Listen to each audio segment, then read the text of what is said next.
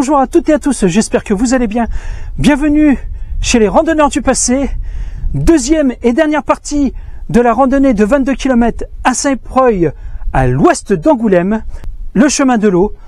Et là, nous allons continuer notre aventure par ici, parce que là, on était arrêté la semaine dernière à un magnifique point de vue à 360 degrés sur le Cognacé et bien sûr la vallée charentaise. Et ben maintenant, go pour finir cette très belle randonnée. Il y a encore pas mal de choses à voir et à vous raconter. Allez, c'est parti! Là, je suis sur une route qui traverse le bois. Bon, enfin, on va bifurquer après. Je reviens vers vous parce que j'ai oublié de vous dire, ceux qui viennent d'arriver, déjà bienvenue chez les randonneurs du passé. Merci d'être là, merci de partager, de liker. Je suis arrivé à 400 abonnés et je suis très content. Et si vous voulez voir et mettre à jour, n'hésitez pas donc à vous abonner, à liker, commenter, mettez un petit pouce bleu et la petite cloche de notification pour rien louper des vidéos qui sortent. Et pour pas, si vous voulez mettre à jour, d'aller regarder la première partie de la randonnée, donc le chemin de l'eau, parce que la première partie est très riche aussi en lavoirs et il y a des petites anecdotes des lavoirs, des bois, nature et quelques histoires qui est très intéressantes et des points de vue magnifiques. Donc, allez voir la première partie pour ceux qui l'ont pas vue, parce que sinon, si vous allez regarder la deuxième partie, il y a des trucs que je vais dire, vous n'allez pas trop comprendre.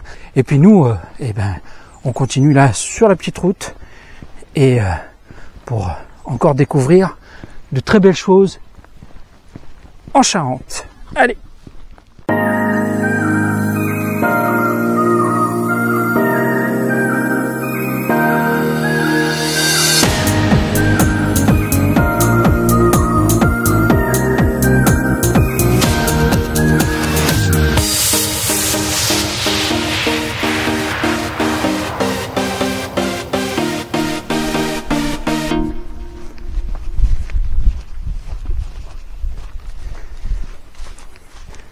Bon, je suis toujours presque au milieu des vignes, toujours. Ici, le pays du Cognacé, donc du Cognac, beaucoup de vignes.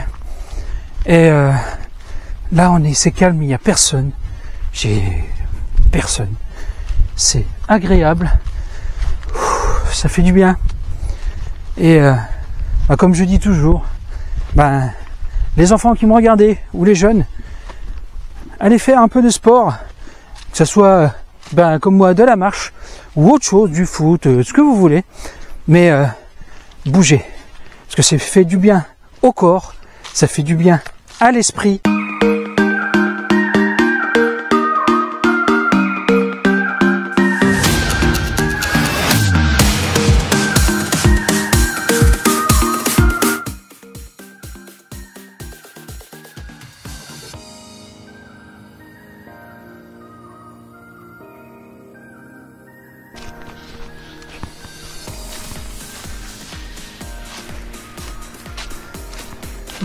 Bon, allez, on est reparti dans une forêt et cette forêt-là, ce bois, on va dire, ce bois a une petite particularité, c'est qu'apparemment, il y a une stèle des protestants.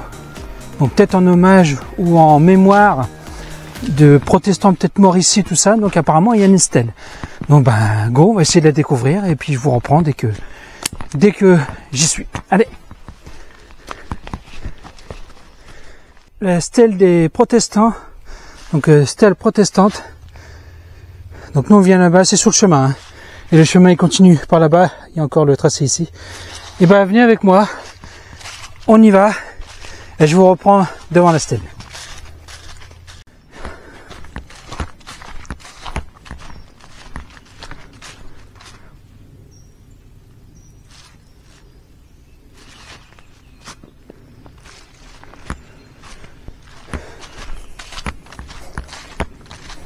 Voici la stèle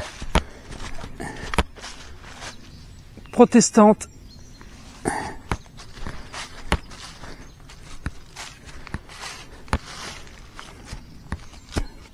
Voilà, stèle de la Combe des Loges, Saint-Preuil, Ouest Charente, pays du Cognac, Charente. La voilà ici.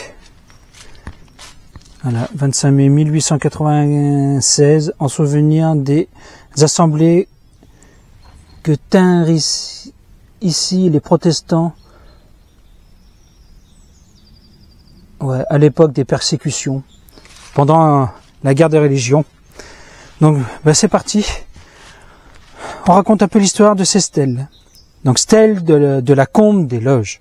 Ces stèles perpétuent le souvenir des assemblées au désert qui tenaient clandestinement les protestants au XVIIIe siècle, en divers endroits de la contrée, comme ici à la Coupe des Loges. Depuis la révocation de l'édit de Nantes en 1685, le culte protestant était formellement interdit. Malgré tous les risques encourus, emprisonnement, envoi aux galères, etc., voire peut-être jusqu'à la mort, à partir de 1716, des assemblées clandestines se réunissent en Saintonge et en Angoumois. En pleine campagne, dans les bois, des foules de protestants parfois venus de très loin se retrouvaient dans ces endroits isolés, la nuit tombée et par clair de lune, se reconnaissant grâce à l'utilisation de jetons appelés méros. Enveloppés de manteaux ou de capes et de sorte que l'on ne pouvait en reconnaître aucun, les fidèles écoutaient avec ferveur le pasteur procéder à une exhortation, puis la lecture de la Bible par l'un des assistants. Après le prêche, ce culte au désert se terminait par la célébration de mariage et de baptême. Le 25 mai 1896, lundi de la Pentecôte, à l'initiative du pasteur Ducrot, une stèle fut érigée portant l'inscription suivante: 25 mai 1896, en souvenir des assemblées que tinrent ici les protestants à l'époque des persécutions. L'Éternel nous a secourus. Samuel 1, 7-12. En 1929, la Société d'histoire du protestantisme français, SHPF, fit acquisition des 4 mètres carrés ayant servi à l'érection de la stèle. Ce monument commémoratif a été rénové au cours de l'année 2000, donnant lieu le 12 juin à cette même année à une célébration œcuménique en présence des délégations des paroisses protestantes et catholiques de la contrée. Donc voici l'histoire de cette stèle. Donc c'était assez chaud. C'est vrai que pendant les guerres de religion jusqu'au 19e siècle, ça a été assez chaud. Donc voici, je vous montre là donc l'histoire avec tout ce qu'il y a et la stèle, et qui est au milieu de nulle part. Donc c'était ici que se retrouvaient les protestants d'un peu partout pour prier et se recueillir. Nous on continue et c'est pas fini encore. Stèle protestante, la Combe des Loges. Donc voilà, par ici. Et nous, on va les faire comme indiqué ici, je sais pas si on va le bien voir. Voilà. On va faire un aller-retour, on va aller voir le lavoir du Maine au Breton. Donc, petite variante d'à peu près quelques kilomètres. Et après, nous, on repartira par ici. Avec un petit point de vue, mais là, avec les vignes, on voit pas trop. Allez, on va jusqu'au lavoir. Et on va aller voir ça.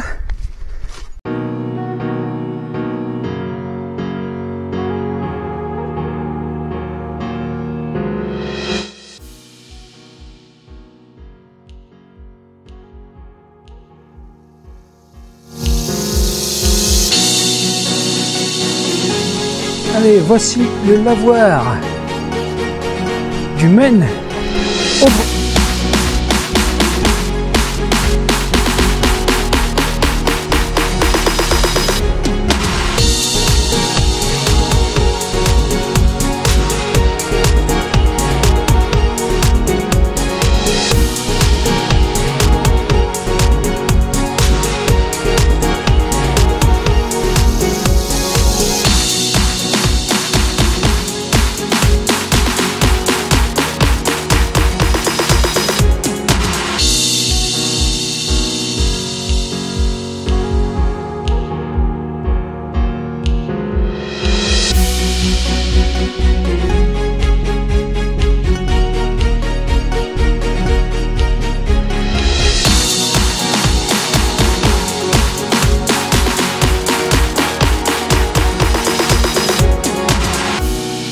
Allez, c'est parti, on raconte l'histoire.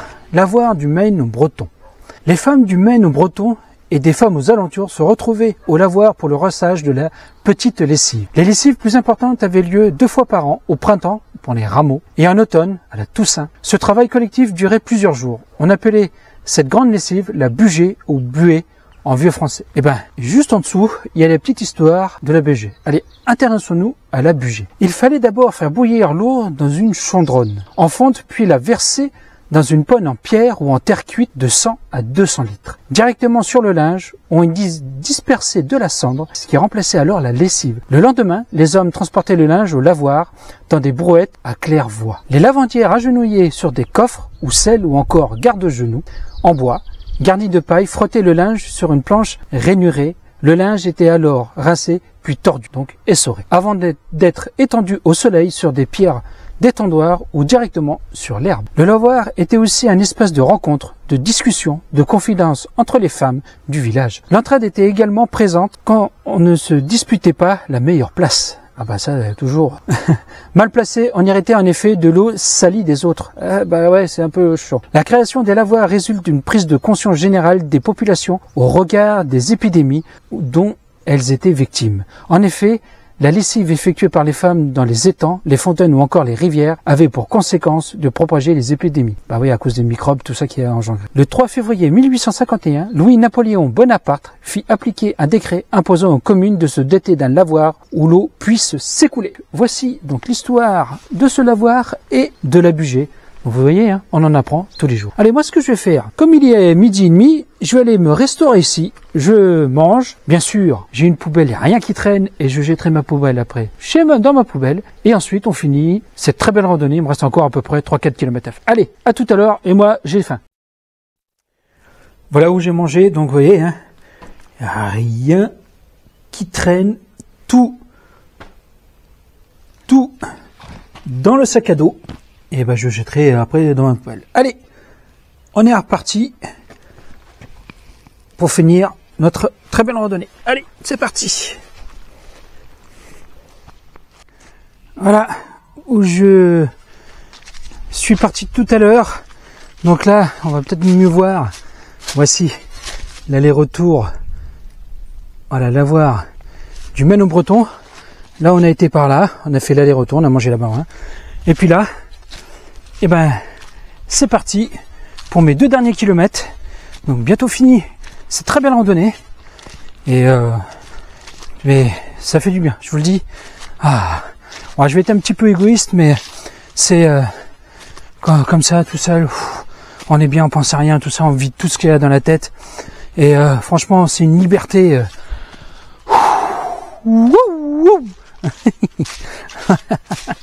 Donc c'est vraiment, la randonnée c'est la liberté. La liberté, vous faites ce que vous voulez, bien sûr en respectant la nature et les sites historiques, bien sûr. Ça, pas de feu, pas rien, là, respectez, pas de jeter des trucs par terre. Donc voilà. Mais vous faites ce que vous voulez. Ça c'est une liberté qu'on a acquérie. Et celle-là, il faut pas la perdre. Il faut pas perdre cette liberté. La liberté de penser, la liberté de se déplacer. Et surtout aussi le respect des êtres humains, le respect des animaux, de la nature, et puis le respect de nous-mêmes. Allez, trêve de blabla, et je m'enfonce encore dans les bois, et on finit cette belle randonnée.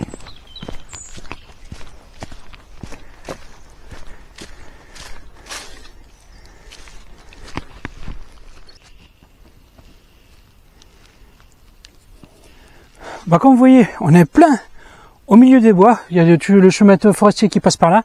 On est pratiquement au milieu. Et puis là, on va carrément couper. On va passer directement au cœur de la forêt. Donc, à couper ce chemin-là. Et ça me paraît d'être intéressant. Allez, on y va ?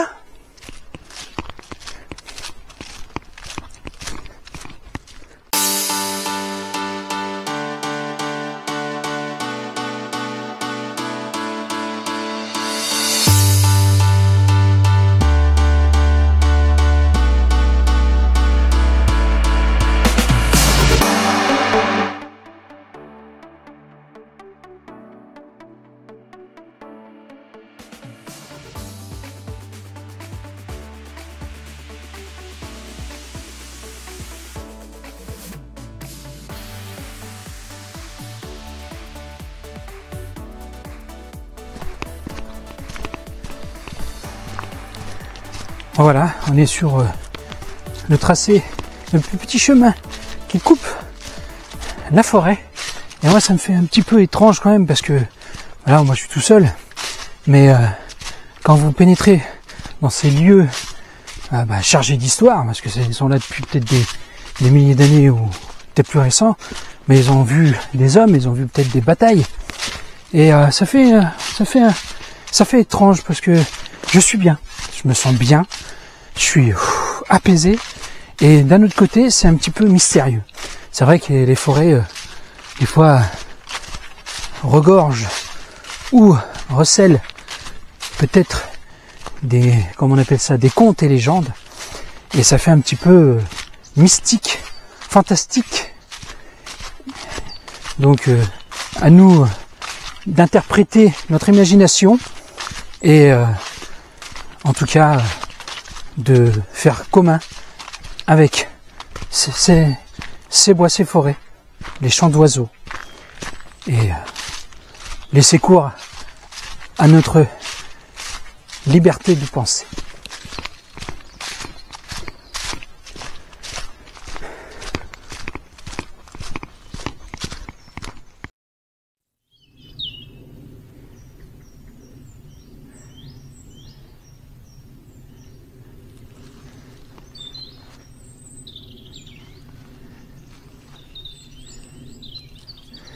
Là, je suis sorti du bois, mais là, c'est vrai que je l'avais déjà fait il y a très longtemps.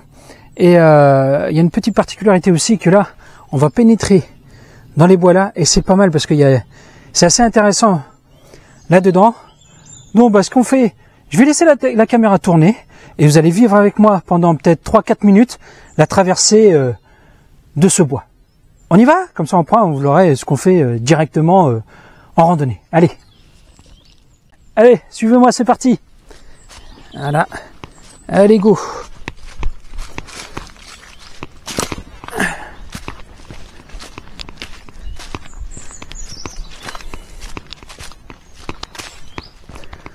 Bon, vous voyez, hein, il est assez bien balisé, très bien balisé.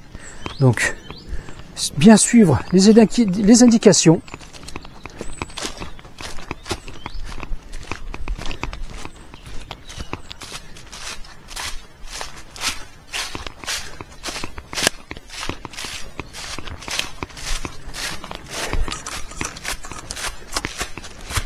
Petite grimpette.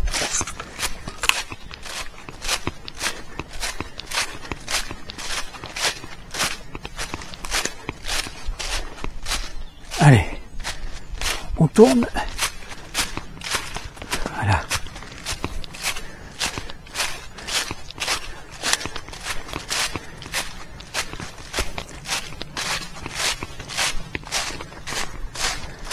Bon, vous vivez avec moi. Petite aventure directement dans les bois. C'est bien parce que c'est très bien balisé et au moins vous savez comment on fait en randonnée. On vivait l'aventure directement avec moi.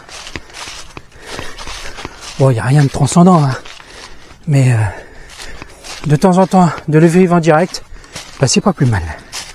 Allez, maintenant plus qu'à trouver. Hop. Là, c'est toujours trouver les indications. Allez, hop. Voilà. Oh, par contre, quand ça passe pas souvent, et tout le dernier. Allez. Voilà. Hop, le tracé.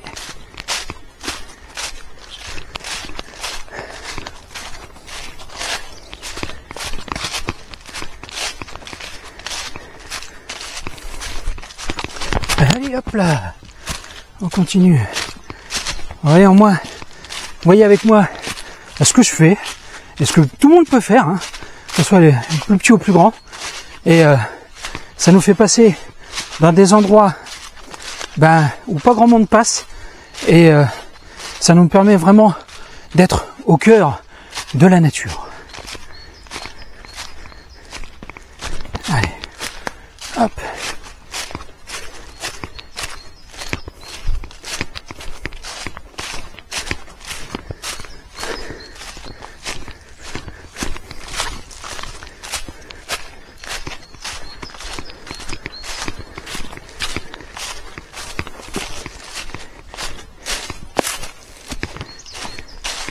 Et en plus, on découvre encore une fontaine, la Fonponne. Oula, bah, elle est complètement asséchée celle-là. Juste ici. Allez, racontons un peu l'histoire de la Fonponne. La source Fonponne, aussi nommée Fonbonne, pour la qualité de son eau, rejoint la rivière la Trente, aujourd'hui sur la commune de Saint-Preuil. Celle-ci n'est visible que par endroits près du lavoir Landry, lors de pluies abondantes. Il ne reste qu'à présent que le conduit circulaire du forage d'un puits qui a alimenté un bassin utilisé comme lavoir est aujourd'hui disparu. Voilà, donc petite histoire de ce lavoir. Voilà, au cresson, ça c'est bon cresson. Et nous on finit, allez go! Voilà. Ouais, vous vivez directement avec moi. Allez, regardez, on va passer par-dessus. Hop, hop. Voilà, c'est passé. Là, encore le tracé. Et on est bientôt sorti du petit bois. Voilà. J'espère que ces petits 5 minutes vous ont plu de vivre directement avec moi. Un petit passage fort sympathique, hein. C'est pas comme je dis transcendant tout ça, mais vous faire voir pendant 5 minutes que fait voilà ce qu'on fait les randonneurs, voilà notre pratique, et aussi c'est plaisant, c'est agréable, c'est une aventure et ça nous permet de mieux respecter la nature. Allez, et nous on sort, ça y est, c'est fait, nous sommes sortis et on continue par là. Allez.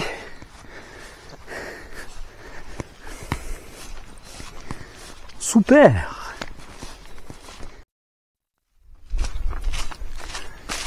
Devant nous, à Saint-Preuil, je suis quasiment arrivé. Donc là, il me reste même pas 800 mètres à faire. Donc je vous reprends à l'église pour la conclusion de cette très belle randonnée. Allez.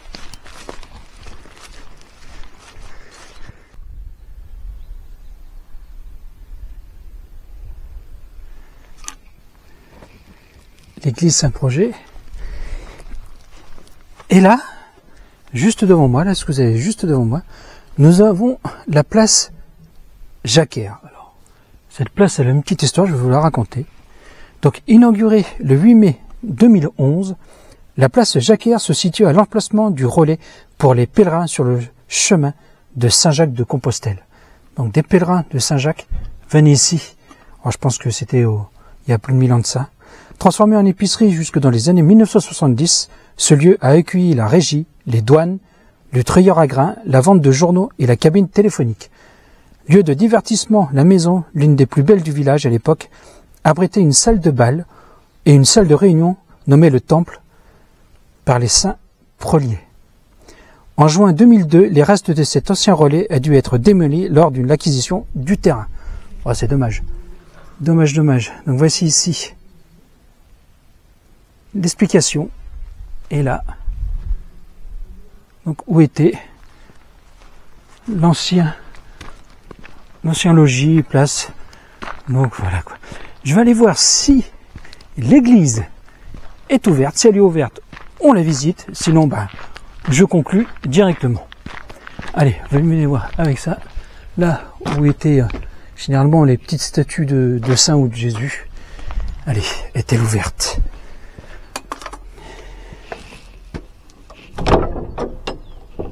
Non. Dommage. Elle est fermée. Bon, allez. Moi, voilà, derrière le paysage derrière moi.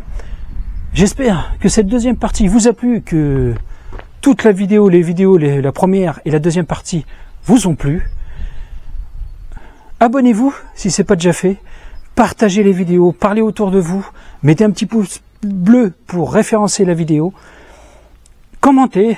Dites si vous connaissez peut-être d'autres endroits qui sont juste à côté de Saint-Preuil que j'ai pas visité et que puisse pour faire connaître notre Charente.